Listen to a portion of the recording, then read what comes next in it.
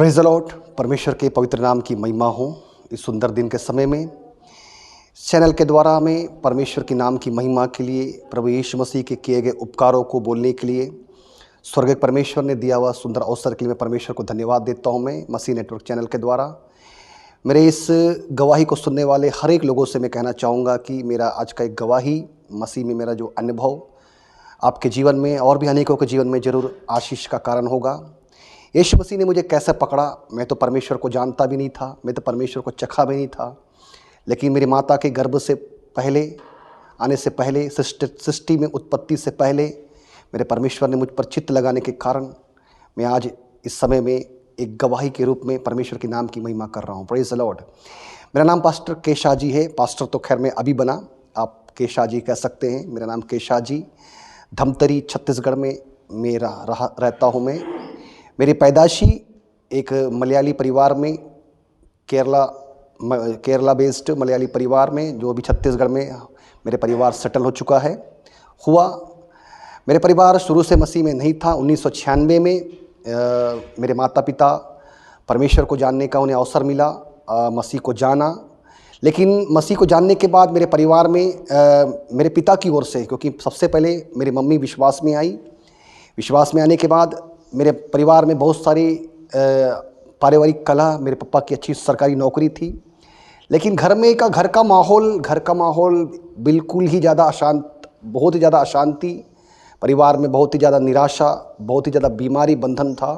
लेकिन मेरी मम्मी की प्रार्थना के द्वारा एक बात मैं बोलना चाहूँगा, यदि किसी घर में एक व्यक्ति प्रार्थना करने वाला है, परमेश्वर उस व्यक्ति की प्रार्थना के द्वारा उस परिवार में हर एक के व्यक्ति के जीवन में बड़ा से बड़ा आश्चर्य कर्म करने को तैयार है। Praise the Lord. हम नॉर्मली प्रार्थना रिक्वेस्ट हम औरों को देते हैं कि आप मेरे लिए प्रार्थना करना, लेकिन हम स्वयं उस विषय को लेकर यदि हम परमेश्वर की उपस्थिति में बैठते हैं तो परमेश्वर समय राइट टाइम में परमेश्वर उस प्रार्थना का उत्तर देकर हमारे जीवन में बड़े से बड़ा आशीष करता है। और उसी का परिणाम है आज दिन के समय में मैं जीवितों के बीच में परमेश्वर का इस उपकारों को याद करते हुए गवाह के रूप में हूँ। Praise the Lord. धीरे धीरे समय बदलते गया। मेरी मम्मी की प्रार्थना के द्वारा वर्ष 2004 में मेरे पिताजी, जो एक अच्छे सरकारी नौकरी में थे, विश्वास में आए। मेरे पिताजी उससे पहले बहुत ही ज़्यादा शराब का सेवन करते थे। शराब पीने के कारण मेरे परिवार का आर्थिक स्थिति और भी कई सारे बातों में मेरे परिवार बंधा हुआ था। उसके पश्चात मेरी बहन विश्वास में आई, मेरा छोटा भाई विश्वास में आया। बाद में परमेश्वर ने बहुत ही एक उठापटक, एक घुमावदार परिस्थिति के बाद परमेश्वर को जानने के लिए, यीशु मसीह में आने के लिए परमेश्वर ने मुझे सहायता किया।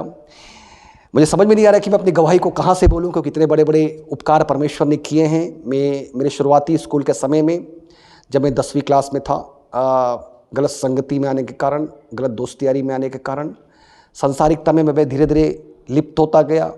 हालांकि मसीह के बारे में मैं सुना तो था, बाइबिल कभी कभी पढ़ता भी था। मेरे घर में प्रार्थना होते, उपवास प्रार्थना, कॉटेज मीटिंग मेरे घर में होता था। इन सब को देखने के बावजूद भी मेरे व्यक्तिगत जीवन में मैंने यीशु को कभी अनुभव नहीं किया।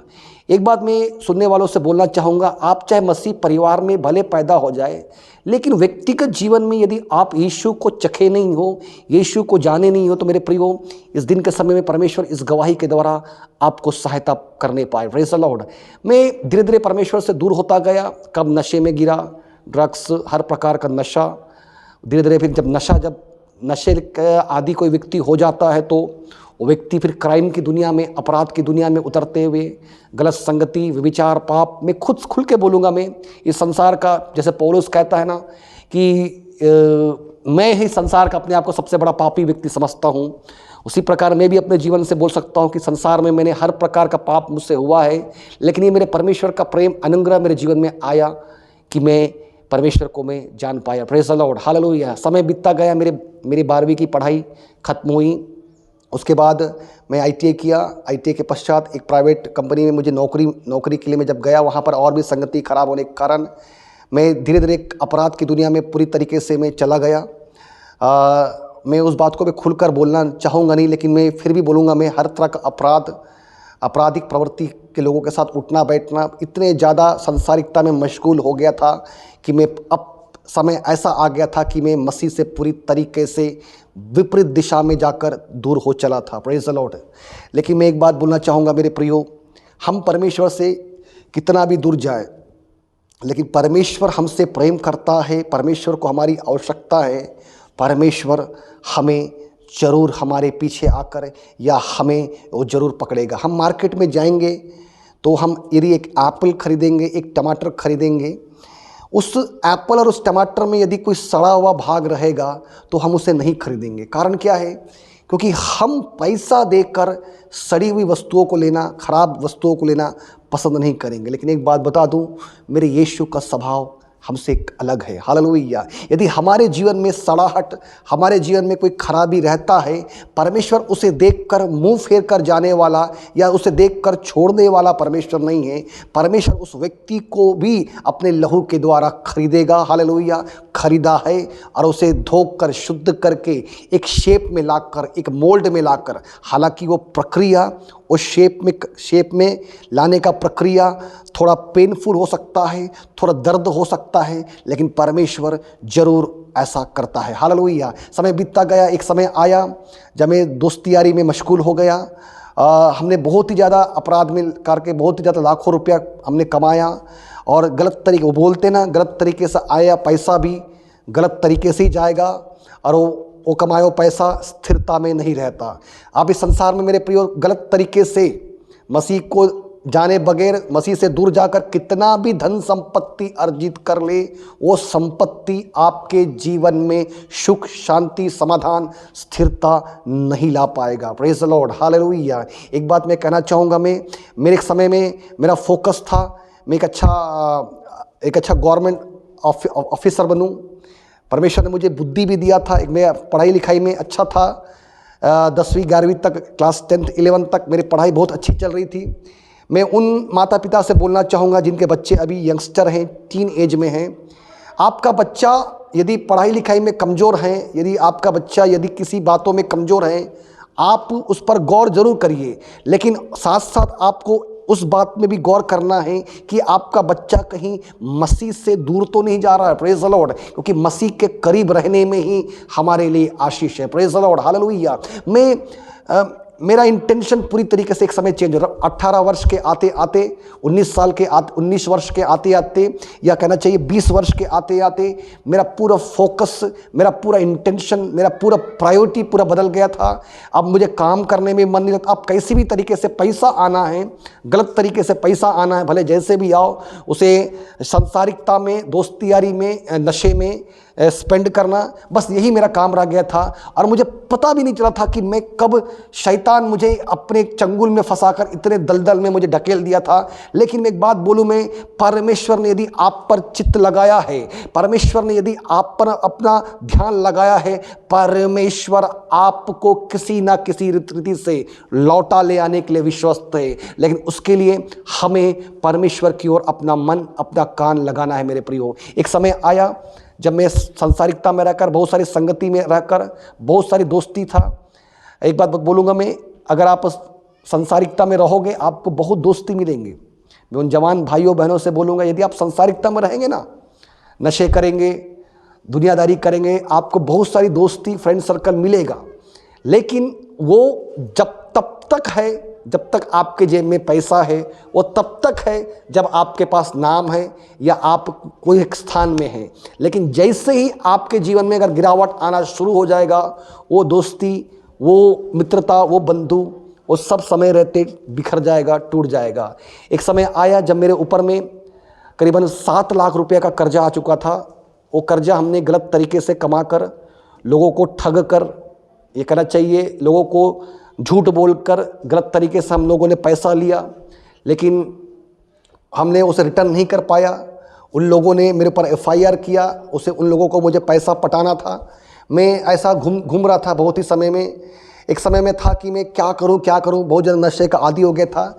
एक दिन मैंने किया कि मैं अपने आप को मैं समाप्त कर दूंगा, क्योंकि इतना ज़्यादा प्रेशर हो रहा था सामने वालों की तरफ से कि उस पैसे को मुझे पटाना ही पड़ेगा, उस पैसे को मुझे पटाना पड़ेगा।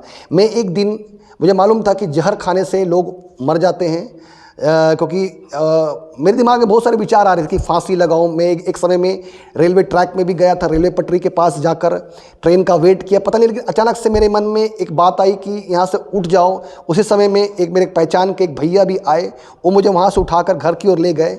फिर 2 दिन के बाद मैंने जेब में 2 कीटनाशक की गोली, जिसे सल्फास कहते हैं, मैंने ये सुना था, ये देखा भी था, एक सल्फास की गोली खा लेने से व्यक्ति मर जाएगा। मैं पॉकेट में 2 जहर की पुड़िया लेकर, एक बॉटल लेकर घर से दूर, क्योंकि मेरे अंदर में ये भी चिंता थी कि यदि मैं जहर खाऊंगा तो मेरे घर में लोग देखेंगे, मेरी आवाज़ सुनेंगे, मेरा हरकत को देखकर शायद वो मुझे हॉस्पिटल ले जाएंगे और शायद मैं बच जाऊं, इस प्रकार की चिंता थी। तो मैं घर से दूर जाकर एक बहुत ही एक साइलेंट प्लेस है, एक खेत जगह था, पहाड़ी एरिया था, वहाँ पर जाकर बैठकर मैं मरने के लिए 2 जहर की पुड़िया थी, क्योंकि अब जीना बेकार है, लोग सब छोड़ दिए हैं, कर्जा हो गया है, मैं अपने माँ बाप को क्या मुंह दिखाऊंगा।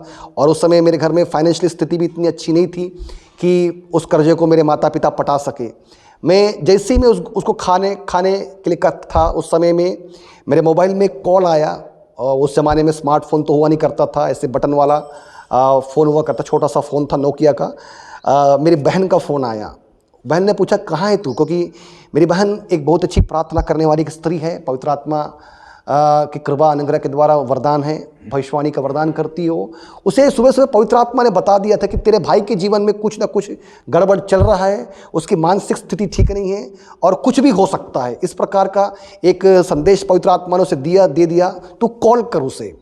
उसका नंबर आया, मैंने देखा, एक बार मैंने उठाया नहीं, दूसरे बार आया तो मैं बोला चलो भाई अब तो मरने ही वाला हूँ, आखिरी बार एक बार बात कर लेता हूँ। बहन ने पूछा कि भाई तू कहाँ है? मैंने झूठ बोला कि मैं घर पर हूँ। तो उसने बोला, क्योंकि उसे मालूम चल गया था कि मैं घर पर तो नहीं हूँ मैं। उसने कहा ठीक है पापा मम्मी से बात कराओ। मैंने बोला नहीं वो घर पर बाहर गए। नहीं मैंने बोला कि मैं अब रोड में हूँ। तो उसने कहा रोड में है तो ट्रैफिक का, बस का, कार का कोई आवाज़ तो नहीं आ रहा है? फिर मैंने बोला नहीं मैं थोड़ा शहर से दूर आ गया हूँ। तो उसने बोला कि सच सच बता हुआ क्या है तेरे साथ। मैंने पूरा स्टोरी बहन को खोलकर बता दिया कि ऐसा सब बात है। मैं गलत संगति में आने के कारण करीबन 1.5-2 साल से मैं इधर उधर, हालांकि मेरे हरकतों के बारे में मेरे परिवार के सब लोग जानते थे, उन लोग मुझे बहुत समझाते थे, मेरे लिए प्रार्थना करते थे, लेकिन मैं जवानी के शुरुआत में अनाज्ञाकारिता, एक बात बोलो ये अनाज्ञाकारिता, बात ना मानने की एक आत्मा के लिए आप लोग प्रार्थना करना। मैं उन माता पिता से बोलना चाहूँगा, बच्चे यदि बात नहीं मान रहे हैं, परिवार में कोई व्यक्ति बात नहीं मान रहा है, उस व्यक्ति के लिए आप प्रार्थना करना। अनाज्ञाकारिता की आत्मा अंत में विनाश की ओर ही ले जाती है। Hallelujah, praise the Lord. मेरी बहन को मैंने खुलकर बताया, उसने बोला, फिर मैंने बोला कि मैं मरने के लिए आकर बैठा हूँ। वो रो पड़ी। वो करीबन मुझसे 1.5 घंटा बात किया। 1.5 घंटा बात करने के बाद बोली कि भाई तू एक काम कर, बस पकड़ और मेरे घर आ। मैं बहन के घर गया, करीबन 2 से 3 दिन उनके घर में रहा। बहन ने मेरे माता पिता से बात किया कि ऐसा सा प्रॉब्लम आ चुका है, अब वो उसको तो समस्या करना पड़े, तो नहीं तो लड़के का जेल हो जाएगा, वो लोग FIR कर लेंगे, या तो मेरे कुछ लोग तो मेरी हत्या करने के लिए भी, जब मैं उनके हाथ में लग जाऊंगा तो वो लोग मुझे मार डालने के लिए भी खोज रहे थे। ऐसे समय में मेरे दोस्त लोग जिन पर मैं घमंड करता था वो लोग सब अलग हो चुके थे। मेरे माता पिता ने एक निर्णय लिया, हम घर को गिरवी रख कर इस लड़के का कर्ज को चुकाएंगे। मेरे माता पिता ने घर को गिरवी रखा 1 साल के लिए। यदि 1 साल तक गिरवी रखा हुआ पैसा लौटाएंगे नहीं तो घर बिक जाएगा, औने पौने दाम में वो घर बिक जाएगा और हम लोग फिर से किराए के मकान में आ जाएंगे। मेरे माता पिता की मैं एक खूबी में बोलूँगा, वो परमेश्वर की उपस्थिति में बहुत ही ईमानदार व्यक्ति रहे हैं। मेरे पिताजी सरकारी नौकरी के बाद अपने मेहनत से उस घर को बनाए थे। तो मेरे पिताजी ने, माता पिता ने उस घर को गिरवी रखा। गिरवी रखे पैसे से वो मेरा कर्जा जो था उसे पूरा कंप्लीट किया। और मेरे अंदर में एक बोझ आया, प्रभु मैंने क्या कर दिया? मेरी गलती के कारण मेरे माँ बाप लोगों ने देखो अपना घर को भी गिरवी रख कर मेरे ऊपर से टेंशन को दूर किया। मैं समय बीतते गया, क्योंकि 1 साल का टाइमिंग, 1 साल का अल्टीमेटम था, 1 साल के अंदर में पैसा नहीं पटाने से वो घर बिक जाएगा। मुझे अंदर से झकझोरती रही कि अब मेरा घर बिक जाएगा, क्योंकि वापस पैसा देकर उस घर को छुड़ाने की स्थिति में भी मेरे परिवार वाले नहीं थे। लेकिन फिर भी 1 साल का अल्टीमेटम लिए थे परमेश्वर पर विश्वास करके। मैं जस्ट 2 महीना बचा था जब घर का उस अल्टीमेटम का डेट पूरी होने वाला था, मैं बहुत ही निराश था। फिर से मेरे वो दोस्त लोग साथ में आए। उन लोगों ने बोला कोई बात नहीं, हम लोग प्रबंध करेंगे, हम लोग प्रयास करेंगे। मैं फिर से भटक कर एक बात बोलूँ मेरे प्रियो, परमेश्वर हमारे जीवन में उपकार करता है, परमेश्वर हमारे जीवन में अवसर देता है, लेकिन हमको उस अवसर को रियलाइज़ करके, अनुभव करके, हमको वचन बोलता है ना, अवसर को बहुमूल्य समझो। परमेश्वर यदि आपको अवसर देता है, हमको अवसर देता है, उस अवसर को अनुचित रीति से डील ना करके भय भक्ति, समर्पण और टूटा मन के साथ परमेश्वर के करीब जाने से हमारी सारी समस्या का हल, निराकरण करने के लिए परमेश्वर विश्वस्त है। Praise the Lord. लेकिन मैं इतना बड़ा समस्या दूर होने के बावजूद भी पता नहीं मेरे अंदर में परमेश्वर की ओर जाने के लिए नहीं आया। मैं माँ बाप के लिए थैंकफुल रहा, चर्च भी जाने लगा, लेकिन वही एक पर्सनल इंटीमेसी मसीह के लिए नहीं आया। एक बात मैं बोलूँ मेरे प्रियो, परमेश्वर चाहे किसी भी रीति से पकड़ेगा आपको, लेकिन इब्रानियों की पत्री में एक वचन है, जीवित परमेश्वर के हाथ में पड़ना भयानक बात है। मैं आज इस दिन के समय में आपके सामने जो गवाही बोल रहा हूँ, मैं उस हाथ में पड़ा हुआ एक व्यक्ति रहा हूँ। मैं फिर समय आया, एक बार फिर से मैं क्राइम की दुनिया में उतर गया। मैंने सोचा प्रभु, मैं सोचा कि मन में सोचा अब आखिरी बार करके कैसे भी करके पैसा लाकर घर को छुड़वा लूँगा। फिर प्रभु मैंने प्रभु से भी बोला, फिर प्रभु मैं ऐसा कोई विश्वास ही नहीं था, बपतिस्मा भी नहीं लिया था, लेकिन हाँ यीशु है। प्रभु से मैं बोलता था, बीच बीच में मैं कभी कभी प्रार्थना में बैठता था, लेकिन ऐसा कोई खास व्यक्तिगत जीवन में मेरा यीशु के साथ कोई संबंध नहीं था। मैंने प्रभु से कहा मैं अब जैसे ही प्रभु मुझे तो घर छुड़ाना है, मैं एक बार फिर से मैं क्राइम की दुनिया में उतर गया। हालांकि मैं उसके विषय में ज़्यादा डिटेल में बोलूँगा नहीं। गलत तरीके से, वो कहते हैं रंगदारी करके, वसूली करके, डरा कर धमका कर गलत तरीके से मैंने पैसे को लिया, घर भी छूट गया। लेकिन फिर से अंदर में एक इच्छा आई कि ये अच्छा धंधा है, हम लोग करते गए, 1 नहीं 2 नहीं 4 नहीं 5 नहीं। अंत में परमेश्वर का क्रोध, परमेश्वर का वो ताड़ना रूपी मार मेरे जीवन में 18 मार्च 2010 को आया, जब मेरे ऊपर में एक पुलिस केस आ गया। मैंने वो गलती किया था, लेकिन मेरे ऊपर में जो धाराएं लगाई गई, इंडियन पिनल कोड की जो धारा, वो बहुत सारी धाराएं गलत लगाई गई थी, क्योंकि उसके पीछे बहुत सारे पॉलिटिकल इश्यूज था, बहुत सारी चीज़ें था। लोगों का षड्यंत्र के रूप में मैं जेल चला गया। जेल में जाने के बाद मेरी अवस्था पूरी तरीके से बदल गई। मैं पूरा टूट गया, मानसिक रूप से, शारीरिक रूप से, कई सारे क्षेत्र में मैं पूरी तरीके से टूट गया। परिवार में बहुत बदनामी आ गए। मेरे माता पिता एक बहुत ही इज्जतदार लोग रहे। मेरे पिताजी बहुत ही अच्छे रेस्पेक्टेड रूप से सरकारी नौकरी किए, उनका समाज में बहुत अच्छा मान सम्मान था। उनका बड़ा बेटा देखो जेल चला गया। मेरे प्रियो, हमारे जीवन की गलतियों को देखकर लोग प्रार्थना करने के लिए लोग नहीं आएंगे, बल्कि गलतियों को देखकर पत्थर मारने वालों की संख्या में जरूर बढ़ोतरी होगी। Praise the Lord, hallelujah. इस समय में मैं उन लोगों से बोलना चाहूँगा, किसी की भी गलती देखकर, किसी के भी गिरावट को देखकर, किसी के भी लड़खड़ाने हुई अवस्था को देखकर परमेश्वर ने आपको पत्थर मारने के लिए नहीं रखा। उस व्यक्ति के लिए आपको मध्यस्थता करने के लिए, प्रार्थना करने के लिए रखा गया है। Praise the Lord, hallelujah. मुझे मेरी उस अवस्था, जब मैं जेल गया, वो लोग भी जो मेरे विरोध में पत्थर करने लगे, मेरे परिवार के ऊपर पत्थर करने लगे, जिनका मुझसे, मेरे परिवार से कोई मतलब भी नहीं है। Praise the Lord. मेरे माता पिता को बहुत ज़्यादा जिल्लत, अपमान सहना पड़ा। वो जो घर फिर से बिक गया, शहर को छोड़कर दूसरे शहर धमतरी में आए। मेरे पिताजी ने दुख में आकर, हालांकि मुझसे बहुत प्रेम करते हैं, ये बोल दिया था कि मेरा बड़ा बेटा अब मेरे लिए मर चुका है। संसार के लोगों ने एक सील मार दिया था कि अब ये लड़का वापस नहीं आने वाला, इसका भविष्य गया, अब ये वहीं जेल में पड़कर सड़ जाएगा, वहीं बर्बाद हो जाएगा। भविष्य तो इसका ऑलरेडी बर्बाद हो चुका है। लेकिन एक बात मैं कहूँ मेरे प्रियो, मैं तो यीशु को जानता नहीं था, मैं तो यीशु को करीब नहीं आया था, मेरे मन में यीशु के लिए कोई खास प्रेम लगाव नहीं था। लेकिन मेरी सृष्टि से पहले, मुझे बनाने से पहले, मेरे लिए योजना बनाकर मुझ पर चित्त लगाया हुआ परमेश्वर परमेश्वर का प्रेम, करुणा, अनुग्रह। उसकी लाठी तो था, उसकी ताड़ना की मार मेरे ऊपर में था, लेकिन परमेश्वर, एक बात बोलूं, हमारा परमेश्वर क्रोध करता है, लेकिन वो क्रूर परमेश्वर नहीं है। परमेश्वर का स्वभाव क्रोध करता है, लेकिन वो क्रूर परमेश्वर नहीं है। मैं जेल में जाकर पूरी तरह से टूट गया। पूरे पत्र में, अखबारों में, न्यूज़ चैनल में मेरा जो केस का बात आने लगा, समाज में, परिवार में, यहाँ तक कि कलीसिया में भी बहुत बदनामी हुई। इसी बीच में बहुत सारे लोग मेरे लिए प्रार्थना किए। उनमें से मेरी माता, मेरी बहन, मेरे परिवार के लोग, मेरे कलीसिया का पास्टर, सभी लोगों ने मेरे लिए प्रार्थना किया। लोगों की प्रार्थना के कारण परमेश्वर ने मुझ पर अनुग्रह किया। 6 महीना तक मुझसे कोई मिलने नहीं आया जेल में।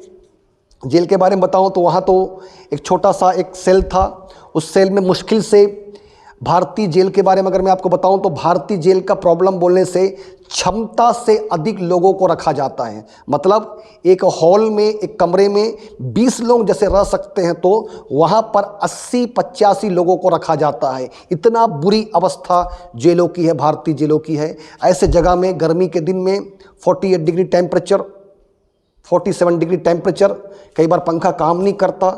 जब शाम को जब लोगों को अंदर किया जाता है लॉकअप के अंदर, इतनी ज़्यादा गर्मी, 600 लोग, 8 बाथरूम, उनमें से 3 बाथरूम तो काम नहीं करता। खाने में कंकड़, खाने में कई बार कांच का टुकड़ा, कई बार कीड़ा।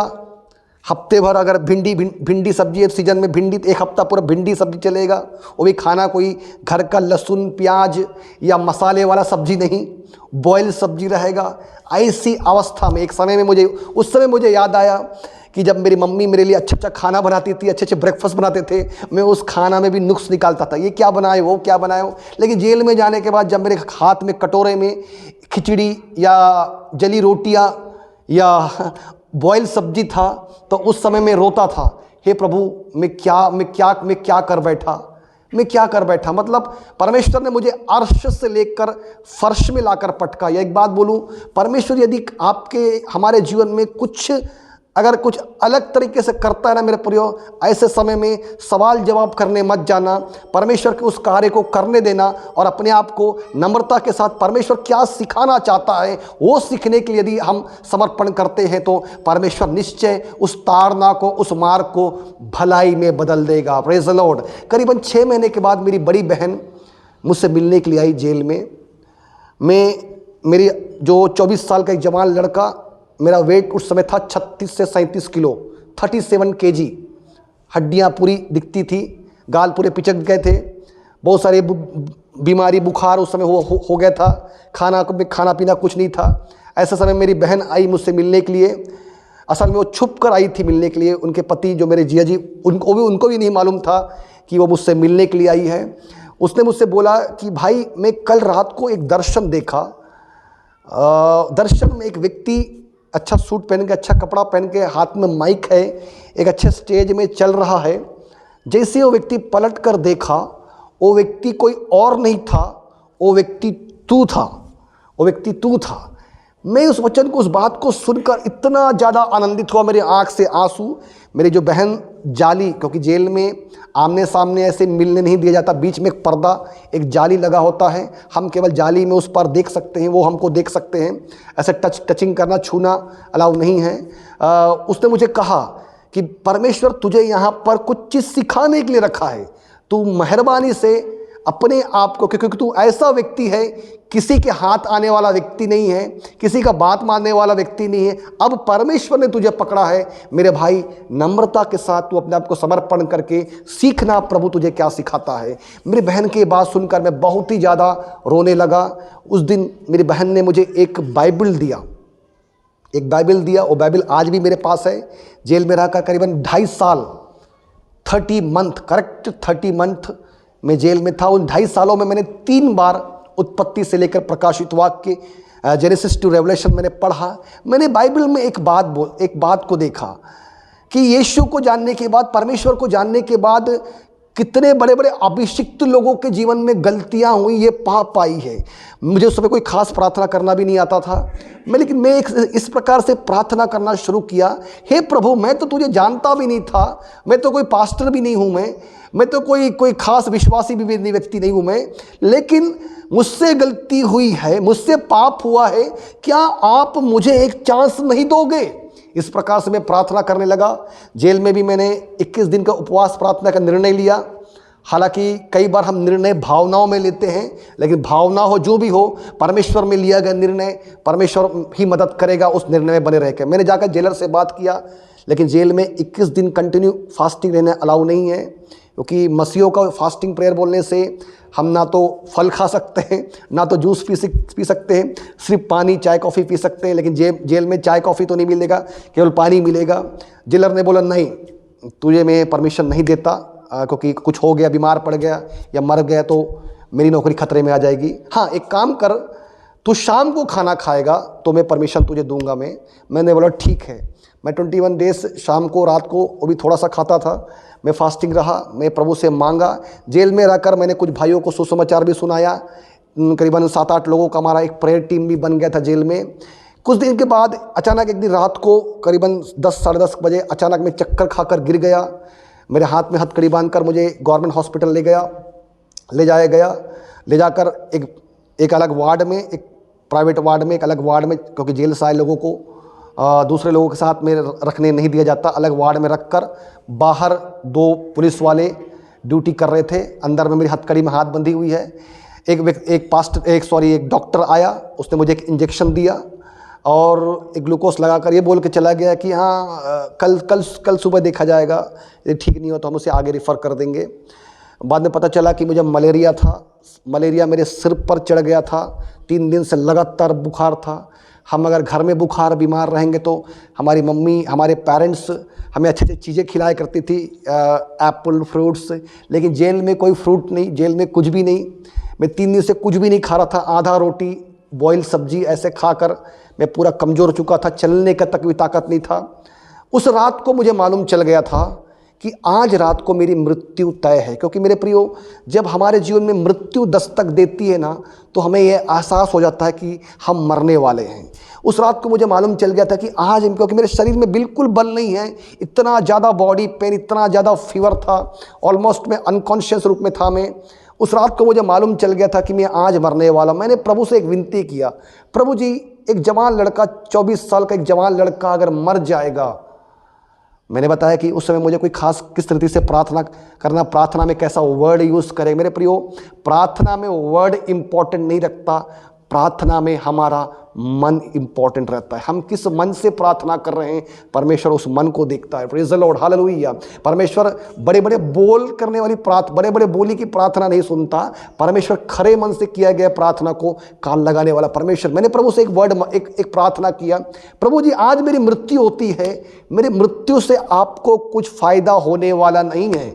हाँ, यदि आप मुझे एक जीवन देते हैं तो मैं ये जीवन में आपको समर्पित करूंगा और आपके राज्य की महिमा के लिए मैं अपने आप को सरेंडर करता हूं। Praise the Lord. करीबन रात को करीबन 12 साढ़े 12 बजे की आसपास की बात में, एग्जैक्ट टाइमिंग मुझे नहीं मालूम, मैं जिस बेड में लेटा हुआ था, उस बेड के पीछे तरफ, सामने तरफ नहीं, पीछे तरफ एक बहुत बड़ा प्रकाश, एक बहुत बड़ा लाइट को मैंने अनुभव किया। उस दिन परमेश्वर की उपस्थिति उस रूम में, उस कमरे में आई थी। उसके बाद प्रकाश को, क्योंकि मैं अनुभव कर रहा हूँ कि इस कमरे में पूरा प्रकाश है, एक बहुत बड़ा लाइट है।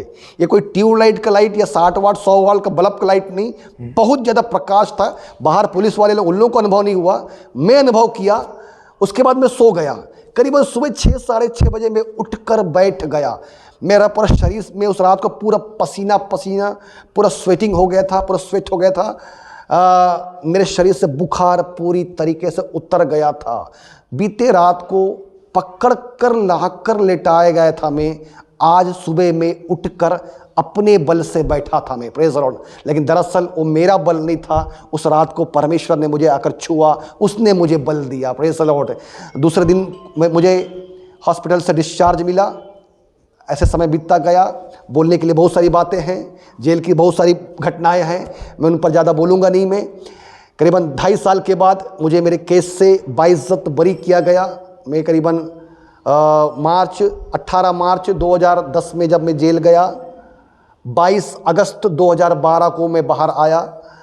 बाहर आने के बाद, जेल से बाहर आने के बाद ज़िंदगी आसान नहीं थी, क्योंकि कोई व्यक्ति जब जेल से आता है तो समाज, सोसाइटी उसे तुरंत स्वीकार नहीं करती। मेरे प्रियो, जब उड़ाव पुत्र जब वापस आया तो बड़े भाई को ऐतराज़ था, बड़े भाई को ऐतराज़ था उस भाई को स्वीकार करने के लिए। मेरे प्रियो, लेकिन एक दिन मैं चर्च में था, चर्च में मैं रहते समय इनडायरेक्टली डायरेक्टली बोला जाए, जो भी बोला जाए, मेरे पुराने बातों को लेकर मुझे एक बहुत दुखित, खेद करने वाले हर्ट मुझे हुआ। मैं तुरंत बाहर निकलकर घर जाकर रोने लगा। उस दिन मैंने प्रेयर किया, परमेश्वर ने एक बात बोला कि मैंने तुझे क्षमा किया है तो तू मनुष्यों की बात को सुनकर क्यों रोता है। Praise the Lord, hallelujah. मैं एक बात बोलूँ मेरे प्रिय, दुनिया के लोग हमारी गलती को देखकर शायद हमें पत्थर मारेंगे, शायद हम हमारी गलती को पकड़ कर रखे रहेंगे, लेकिन जिस परमेश्वर ने आपको हमको चुना है वो परमेश्वर हमें क्षमा करने वाला, केवल क्षमा करने वाला नहीं, हमें गले लगाकर हमें फिर से चलाने के लिए विश्वस्त है। समय बीतता गया। मैं कुछ महीने के बाद मैं केरला में बाइबल कॉलेज में जाकर 3 साल का BTH की पढ़ाई को करने के लिए, वहाँ भी बहुत बड़ी बड़ी गवाही है, समय नहीं है, मैं बहुत समाप्त करने जा रहा हूँ। मैं वहाँ भी मैंने बहुत ही मुश्किल से उस बाइबल कॉलेज को कंप्लीट किया। मैं अभी पिछले 5 साल से प्रभु की सेवा में हूँ। मैं जीवन में बड़े बड़े आश्चर्य में, उसके बाद कई सारे उतार चढ़ाव जीवन में आए। कई बार शत्रु ने कई प्रकार का योजना बनाया, कई बार गिरावट आया, लेकिन मेरे परमेश्वर का विश्वस्ता, प्रेम, अनुग्रह के कारण आज तक परमेश्वर की उपस्थिति में मैं बना हूँ। मैंने एक ही निर्णय लिया है, मेरा प्रभु जो मुझे इस प्रकार की विपरीत परिस्थिति से, इस प्रकार की नाशमान परिस्थिति से बाहर निकाला, उस परमेश्वर के लिए मेरा जीवन समर्पित है। 2020 में मेरा विवाह हुआ। मेरा विवाह भी बहुत बड़ी गवाही है। मैंने उसे आमने सामने देखा नहीं था। मेरे प्रियो, मेरे जीवन के किसी भी बात के लिए कोई मनुष्य ने कभी मध्यस्थता नहीं किया था, क्योंकि मेरे जैसे व्यक्ति के लिए कोई शादी के लिए कोई प्रस्ताव ना तो लाएगा, ना तो कोई करने के लिए कोई तैयार होगा, लेकिन परमेश्वर ने स्वयं मेरे लिए सही समय पर एक अच्छी मिशन माइंडेड एक स्त्री को परमेश्वर ने मेरे लिए प्रबंध किया। आज मेरी पत्नी का नाम ब्लेसी है, वो मुंबई बॉर्न और बॉट अप है। मेरा एक छोटा भाई सुशील, वो भी प्रभु में है, परमेश्वर की सेवा में है। आप लोग मेरे लिए प्रार्थना करें। मैं परिवार के समेत, पत्नी और मैं फुल टाइम मिनिस्ट्री में हैं। परमेश्वर का अनुग्रह कृपा के द्वारा, मेरे प्रिय, योग्यता खूबी कुछ भी नहीं है। इस गवाही के द्वारा मैं उन जवान भाइयों से, उन जवान बहनों से मैं बोलना चाहता हूँ, मैं उन माता पिता से भी बोलना चाहता हूँ मैं, कि आप अपने बच्चों को लेकर, बच्चों के भविष्य को लेकर, मेरे बेटे का क्या होगा, मेरे बेटी का क्या होगा, मेरा बेटा बात नहीं मानता, मेरी बेटी बात नहीं मानती, उन भाइयों, उन बहनों से बोलना चाहता हूँ मैं कि जो अभी भी संसारिकता में आधा पाँव, एक पाँव मसीह में, एक पाँव संसार में, या पूरा पाँव संसार में, ऐसा कोई व्यक्ति इस संदेश को सुन रहे हैं, मैं आपको बोलना चाहता हूं, यीशु आपसे प्यार करता है, यीशु को आपकी ज़रूरत है, यीशु आपको बदलना चाहता है। लेकिन मेरे प्रियो, जब परमेश्वर वो अवसर देता है, उस अवसर में अपने आप को, अपने मन को कठोर ना करना, उस अवसर में अपने आप को समर्पित करने से हो सकता है वो अवसर, वो जो ताड़ना का पीरियड बहुत ही हार्ड होगा। मेरे प्रियो, मैं जो गवाही बोला अपने जेल के बारे में, वो तो मैं आधा भी नहीं बोल पाया मैं, लेकिन बहुत सारी घटनाएं हैं। कितने बार मृत्यु से, कितने बार नाना प्रकार की विपत्तियों से परमेश्वर ने बचाया, लेकिन आज तक मैं परमेश्वर की उपस्थिति में कृपा के द्वारा, अनुग्रह के द्वारा बना हूँ। आप लोग प्रार्थना करिए मेरे लिए, प्रभु ने दिया हुआ जो सेवकाई के लिए प्रार्थना करें। मैं एक वाक्य उन लोगों के लिए प्रार्थना करना चाहता हूं जो इस संदेश को सुन रहे हैं। हालेलुया। सर्वशक्तिमान परमेश्वर, प्रार्थना करते हैं प्रभु जी, इस संदेश को सुनने वाले, इस गवाही को सुनने वाले उन हर एक भाइयों बहनों, उन परिवारों के लिए प्रार्थना करते हैं जो व्यक्ति जीवन की समस्याओं में, नाना प्रकार के शत्रु के बंधन में, पाप में फंसकर संसारिकता में धंस गए, परमेश्वर से दूर हो गए, उन लोगों के लिए प्रार्थना करते हैं। यदि किसी परिवार में ऐसे बच्चे हैं, यदि माता पिता अपने बच्चों के लिए इस प्रकार से दुखी हैं, उनके लिए प्रार्थना करते हैं, ये गवाही उनके जीवन में बहुत बड़ा एक परिवर्तन लाने पाए। मेरे यीशु मसीह का स्पर्श उनके लिए बहुत बड़ा एक, हालेलुया, एक परिवर्तन का कारण होने पाए। ऐसे कितने उड़ाव पुत्र, ऐसे कितने लोग नाशमान मार्ग में, सांसारिकता में फंसे होकर मसीह से, परमेश्वर से, पिता के घर से दूर हो गए। प्रभु जी, एक गवाही उन हर एक लोगों के लिए लौटाने का कारण बनने पाए पिता। हालेलुया। उन सबको ब्लस कर प्रभु जी, हालेलुया। हर एक भाई बहन ब्लस होने पाए। मौजूदा जनरेशन मसीह की ओर लौट लौटा नहीं पाए पिता, हालेलुया। जवानी का समय, अच्छा समय, ये अच्छा पीरियड परमेश्वर के नाम की महिमा के लिए इस्तेमाल होने के लिए सहायता करना। महिमा, आदर, जलाल आपको देते हुए इस विनती निवेदन को आपके प्रिय पुत्र हमारे उद्धारकर्ता मसीह यीशु के पवित्र नाम से मांगते हैं, सुनो दया से कबूल कर परम पिता, आमीन, आमीन। Praise the Lord. परमेश्वर आप सबको बहुत ऐसे आशीष करे।